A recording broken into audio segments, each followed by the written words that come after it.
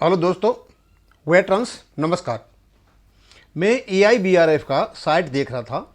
देखते देखते मुझे एक अजीबोगरीब लेख मिला और मैंने उसकी जांच पड़ताल की। कहीं AIBA ने, वेंकटाचलम साहब ने 5 लाख रुपए कहीं पैलेस्टाइन फिलिस्तीनों के लिए डोनेट किए थे। और ये मेरे लिए तो ये बहुत अचंभे की बात थी। जो ट्रेड यूनियन एक्ट 1926 को जानता है और उसका सेक्शन 15 में जो किन किन मुद्दों पर को खर्च किया जा सकता है, तो मेरे लिए अचंभे था। मैं चाहता था कि इसको थोड़ा बताऊं। उससे पहले मैं ये बताना चाहूँगा, कोई प्रकाश जी हैं, वो कहते हैं आपको पता नहीं है, जो 35(1) रेगुलेशन है, मतलब रेगुलेशन 995 में ऑलरेडी पेंशन रेगुलेशन है, 2003 में वो अमेंड हुआ है। प्रकाश जी, मैं आपको बताना चाहूँगा, ये IPARC की बनाई हुई बात है। 2003 में कोई भी अमेंडमेंट नहीं हुआ है। रही निसी ऑर्डर की बात जो आप कर रहे हो, निसी ऑर्डर आपका कम्यूटेशन केस में भी हुआ था चंडीगढ़ में, लेकिन बाद में वो जो नहीं हो पाया कंप्लीट, और यहाँ भी लगभग वही होगा निसी ऑर्डर का हाल, क्योंकि ऑलरेडी इसको चैलेंज कर रखा है। तो आप थोड़ा इसकी जानकारी रखें, आपसे यही चाहता हूँ मैं। अब मैं आता हूँ थोड़ा इस चीज़ पर। मैंने पढ़ा, हालांकि ये केस मैंने जब निकाल कर किया तो ये लेटर मुझे 2021 का मिला, all India bank employ association का। AIBA in support of affected Palestinian in Gaza strip में फिलिस्तीनों को समर्थन के लिए इन्होंने 2021 में पैसे दिए। और इसका था भी strongly condemn the move of AIBA led by Shri Venkatachalam of supporting Palestine and donating ₹5 lakh from the hard-earned money of the bankers without their consent. This move has affected the sentiments of lakhs of nationalist bankers and need corrective measures immediately. यदि इस प्रकार की बात हुई है, अब ये तो कन्फर्म हो गया, पैसा गया हुआ है, तो किसी भी संगठन को जो ट्रेड यूनियन एक्ट 1926 के अंतर्गत बना हुआ है, इस प्रकार की हरकत करने की अनुमति नहीं है। यदि इस प्रकार की हरकत इन्होंने मतलब ये हरकत की है, तो स्वाभाविक सी बात है ये इल्लीगल है, इलेजिटिमेट है। और आज आपको यही बताऊंगा कि जो यूनियन है वो पैसा कहाँ कहाँ खर्च कर सकती हैं, हर एक जगह नहीं कर सकती हैं। अब इन्होंने कैसे भेजा, कैसे नहीं भेजा, मुझे पता। मुझे ऐसा लगता है ये इस प्रकार की हरकत है कि जब भी इनको यूनियन का कोई मुद्दा उठाएंगे तो गवर्नमेंट की ओर से, IBA की ओर से इनको दबाया जा सकता है कि यदि तुमने आवाज उठाई तो हम तुम्हारा यह मुद्दा उठा देंगे, और इसमें सीधी जेल होती है और कुछ नहीं होता है। तो पहले तो मैं ये बता दूं कि इनमें जो मुद्दे हैं, कहां कहां किस किस पे ये खर्चा होता है, लगा तो मैंने रखा है सारा, लेकिन मैं यहां पढ़ के बता देता हूं आपका। इसका सेक्शन 15 बता रखा है, rights and liabilities of the registered trade unions, कहाँ कहाँ खर्चा कर सकते हैं। पहले तो payment of salaries, allowances, expenses to the office bearers of the trade union. दूसरा है इनका the payment of expenses for the administration of the trade union including audit of the accounts of the general funds of the trade union. उसके बाद यदि कोई case वगैरह चलता है यूनियन का या यूनियन की ओर से किसी व्यक्ति का, तो उनमें यह वहां खर्चा करेंगे। चौथा दे रखा है कि जो डिस्प्यूट्स हैं ट्रेड संबंधित, उनमें ये खर्चा करेंगे। तीसरा है compensation of members for loss of arising out of trade dispute की वजह से यदि किसी को नुकसान होता है तो वहां ये पैसा देंगे। Allowances to members of their dependents on account of death, old age, sickness, accident, under employment and sub members.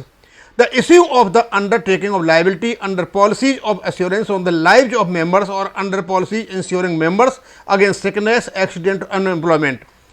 और H, the provision of educational, social, religious benefits for members, including the payment of expenses, funeral, religious ceremonies for deceased members और for the। मुझे पता नहीं कि वेंकटाचलम साहब ने ये जो यहाँ पर लिखे हुए सारी चीज़ों के लिए कोई पैसा कभी दिया है या नहीं दिया, ये तो इनको पता होगा।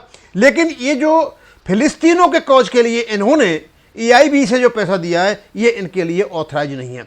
अब पता नहीं गवर्नमेंट की नॉलेज में आया नहीं लाया, या कैसे दिया, परमिशन से दिया। आज इतना जरूर है, ही बिलोंग्स टू केरला, और केरला में लेफ्टिस्ट की सरकार है, और लेफ्टिस्ट की सरकार फिलिस्तीन को समर्थन करती है। तो क्या ये यूनियन से पैसा देकर इन्होंने कोई व्यक्तिगत फायदा उठाया, पॉलिटिकल फायदा उठाया हो, रिकॉग्निशन का फायदा उठाया हो, या कोई मॉनिटरी फायदा उठाया हो? कुछ न कुछ तो हुआ होगा, तभी दिया होगा। और इनमें के तक पढ़ने के बाद मुझे पता चला कि ऐसी कोई भी चीज़ नहीं है जहां ये इतना पैसा दे सकते हैं। उसके अलावा ये कि पॉलिटिकल फंड भी बना लेते हैं, अलाउड है इनको, लेकिन जो जनरल मेंबर होते हैं वहाँ वो पैसा दें या न दें वहाँ मर्जी है। लेकिन वह यदि कोई आदमी राज्यसभा के लिए लोकसभा खड़ा होता है तो वहाँ भी ये खर्चा कर सकते हैं, लेकिन वो चीज़ भी इनको अलाउड नहीं करती है। सेक्शन 16 भी अलाउड नहीं करता है कि भाई आप फिलिस्तीनियों के लिए आप पैसा दो। अब समझ में बात ये नहीं आती है वेंकटाचलम साहब कि आप एक यूनियन बना करके बैठे और सबसे पुराना संगठन आपका ये, आपकी चलती भी है और आप रिटायर्ड भी हो चुके हो और अभी तक आप जनरल सेक्रेटरी हो, तो आपने फिलिस्तीनी कॉज के लिए भाई यूनियन के पैसे को क्यों दिया? क्या गवर्नमेंट सो रही थी क्या गवर्नमेंट से पूछा था क्या? नहीं पूछा था। ये तो बड़ा ही सीरियस मैटर है, बैंक को इसको देखना चाहिए, गवर्नमेंट भारत सरकार को इसको देखना चाहिए कि 5 लाख रुपए इन्होंने फिलिस्तीनी कॉज के लिए क्यों दिए, क्योंकि ये तो उस काम दे ही नहीं सकते। ये इनकी जो यूनियन बनी हुई है इसमें बिल्कुल सेक्शन 15 में बड़ा स्पष्ट बता रखा है कि आप कहां कहां खर्चा कर सकते हो, केवल और केवल यूनियन संबंधी कार्यों पर या यूनियन से संबंधित जितने मेंबर हैं उन पर, चाहे उनकी पॉलिसी हो, डैश से संबंध हो, फ्यूनल चार्ज हो, कुछ भी हो, वहां खर्चा कर सकते हैं, लेकिन 5 लाख रुपए लेकर के बाहर नहीं कर सकते। और ये 5 लाख रुपए, क्योंकि ये 21 का लेटर है और आपका 12वां सेटलमेंट जो हुआ था वो 8/3/2024 को हुआ था। उसमें आशा थी कि हमारा बैंक पेंशन अपडेशन हो जाएगा, लेकिन क्योंकि इन्होंने अपने हाथ पहले ही काट रखे थे इस काम से, क्योंकि यदि वहां ये कुछ ऊपर नीचे करते तो इनकी यहां से गर्दन पकड़ ली जाती कि तुमने एक इलीगल काम कर रखा है, हम उसको उठा देंगे।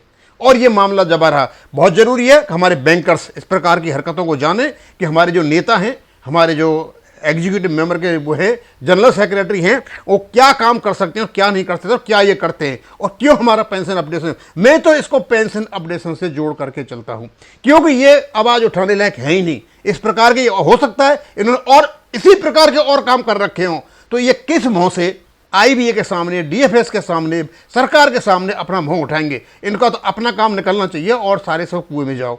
तो इसलिए सिर्फ मैंने डाला इसको जानने के लिए कि ये 5 लाख रुपए, हालांकि ये 2021 का केस है, बहुत पुराना, लेकिन ये कभी खत्म नहीं होता। इलीगैलिटी हमेशा इलीगैलिटी होती है, इरेगुलरिटी हमेशा इरेगुलरिटी होती है। हमारे मेंबर्स के नॉलेज में भी आए, सरकार के नॉलेज में आए, बैंकों के नॉलेज में आए और इवन आपके CLC के नॉलेज में आए कि आखिरकार ये 5 लाख रुपए बैंक की जो यूनियन है, ट्रेड यूनियन, उस फंड से वो कैसे गए, जबकि इनको सेक्शन 15 अलाउ नहीं करता है और even section 16 of trade union इनको अलाउड नहीं करता है। अब मैं छोटा सा वीडियो बनाऊंगा, ज़्यादा नहीं बनाऊंगा, मुझे लगता है डालना चाहिए। उसके बाद कल से हम कुछ केसेज को लेंगे, जो केसेज हमारे केसेज लड़े गए और वो जिनमें मतलब जीत मिली या नहीं मिली, क्या हुआ क्या नहीं हुआ, ये क्लियर है। और दूसरा एक बता दूं लास्ट में, अब हमारे पास 2 ही विकल्प हैं। एक तो अफवाह ये उड़ रही है कि भारत सरकार और क्या IBA राजी हो रहे हैं पेंशन अपडेट देने के लिए, तो वो ताकतवर है, कुछ भी कर सकते हैं, या तो सरकार दे सकती है या तो सुप्रीम कोर्ट से रेगुलेशन दिला सकता है। रेगुलेशन के लिए जरूरी है हमारा वकील रेगुलेशन को बताए, प्रूव करे कि हाँ ये रेगुलेशन है। और 2003 में किसी प्रकार का 35/92 या BPR 995 में पेंशन अपडेट संबंधी कोई भी किसी प्रकार का अमेंडमेंट नहीं हुआ है। केवल और केवल इसको जो AIB पार्क है वही कहता रहता है कि अमेंडमेंट हुआ है। हमने देख लिया कि बैंक ऑफ बड़ौदा किसी का भी नहीं हुआ है। अमेंडमेंट हुआ 2003 में बड़ौदा का, लेकिन इसमें भी कुछ लिखा है, लेकिन लैंग्वेज वही है जो पहले लिखी हुई थी और कुछ नहीं है। थैंक यू, धन्यवाद।